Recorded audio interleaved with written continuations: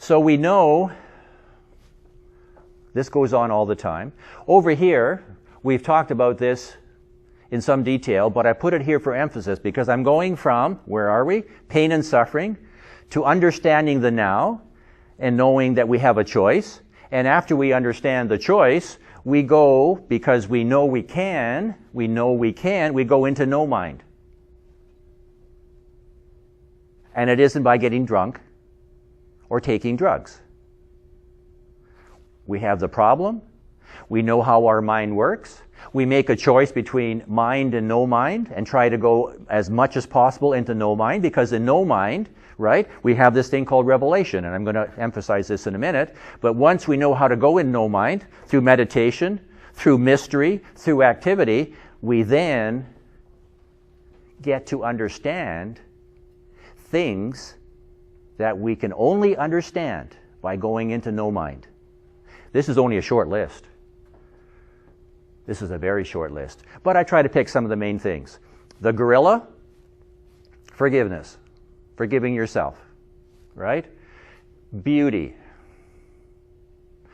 When you have a bunch of thoughts, you have this screen of conceptualization that says, I'm busy, I got to do a lot of stuff, I haven't got time to look at the world and see the beauty in the world. I'm too busy. Because when you're having a lot of thoughts, your sensory perceptions are dumbed down. And they're not active. You don't notice a lot of things. I'm driving to work. I've got to get to work. Okay, here I go. And you don't notice anything along the way from a sensory point of view. I've got to get to work because I got to do this and I got to do this. So your sensory perceptions are not functioning fully. When you go into no mind, your sensory perceptions are functioning fully. They're alive. And so you end up seeing beauty that you would not normally see unless you were in no mind, because it's screened out when you're having thoughts all the time. This screen of conceptualization, which is a bunch of thoughts, etc. Finding your passion. I would think a lot of you would like to do that. This tells you how to do it. This tells you how to understand love.